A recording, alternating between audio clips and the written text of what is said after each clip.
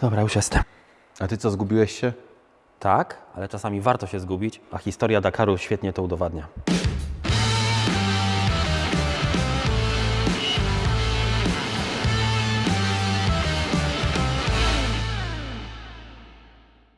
Bo chyba, Jakub, znasz dobrze historię rajdu Dakar. Zgadza się. Dziś, kiedy mówimy Dakar, myślimy o najtrudniejszym rajdzie świata.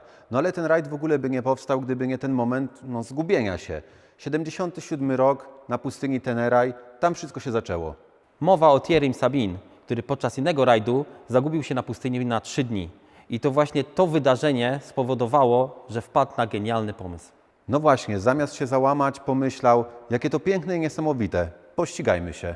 I tak powstał rajd Paryż-Dakar, którego pierwsza edycja odbyła się w 1978 roku. I to nie był wyścig dla fabryk czy producentów, tylko dla wszystkich śmiałków, którzy mieli odwagę i sprawny sprzęt, żeby stanąć na starcie tego niesamowitego wyścigu.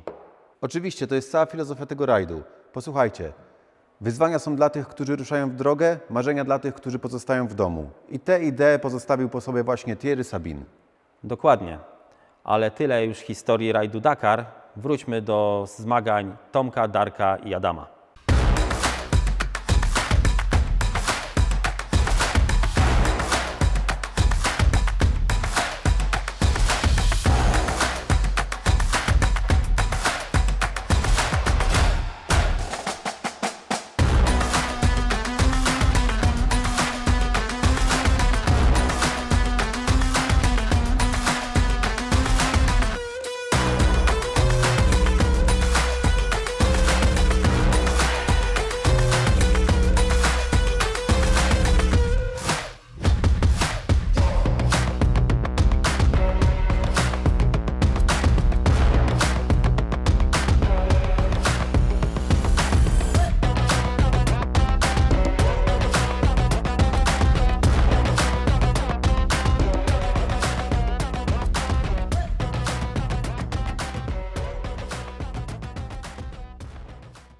Koniec przygotowań i teorii, czas na praktykę.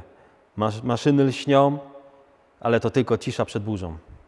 Tak jest, bo prolog to co prawda tylko ponad 100 km, ale to najważniejszy krótki odcinek. Tutaj ekipy poznały, co to jest smak prawdziwego Dakaru. Tu nie wygrasz rajdu, ale możesz go przegrać, lekceważąc chociażby jeden kamień. Najlepiej to pokazuje historia z wczorajszego prologu Daniela Schroedera. No tak jest, wypadek był spektakularny. Pan Daniel tutaj się bardzo zdenerwował, no nie dziwimy mu się, 6 km, no i odpadł niestety. No tak wygląda właśnie rajd Dakar. No, w sieci krąży mnóstwo filmów z tego wydarzenia, ale na pewno to jest ogromne rozżalenie zawodnika. Zobaczmy, jak z prologiem poradzili sobie Adam, Tomek i Darek. Jakub, przedstawisz nam, jak wygląda tabela? Oczywiście. Jak widzimy, Kamena Rally Team znajduje się wysoko na liście klasyfikacji generalnej z 4 punktami i tylko 1 punktem straty od pierwszego miejsca. Ale wśród ciężarówek zajmują pierwsze miejsce. A teraz zobaczmy z perspektywy Karola, jak wyglądał dzień prologu.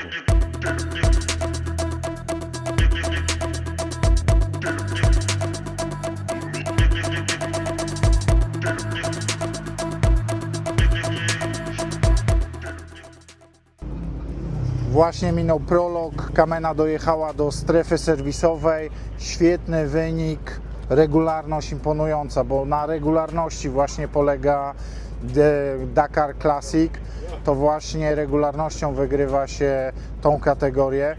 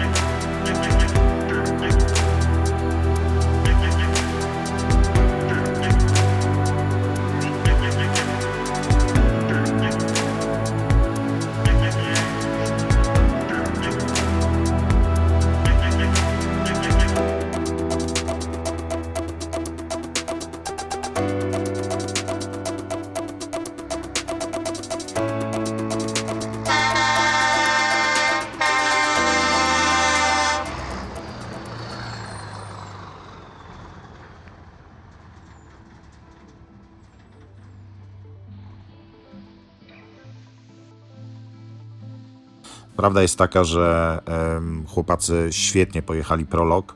Oczywiście starzy Dakarowcy powiedzą, że nie wygrywa się Dakaru na prologu. Ten, kto pierwszy ciśnie od samego początku, najczęściej, najszybciej odpada. Natomiast w nas ten prolog troszeczkę tak oczekiwania podbił, bo rzeczywiście nastroje w ekipie są wyśmienite, chłopacy świetnie pojechali i wszystko wygląda na to, że jeżeli tak dalej będzie, to możemy być dobrej myśli.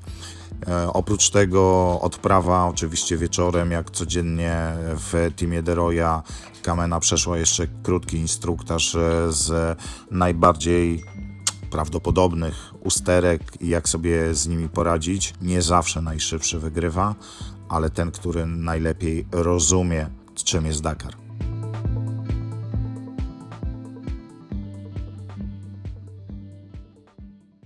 Dlaczego w rajdzie Dakar wygrywają ciężarówki takie jak to Iveco za mną? Z nosem, z silnikiem wysuniętym do przodu. Wytłumaczenie jest bardzo proste.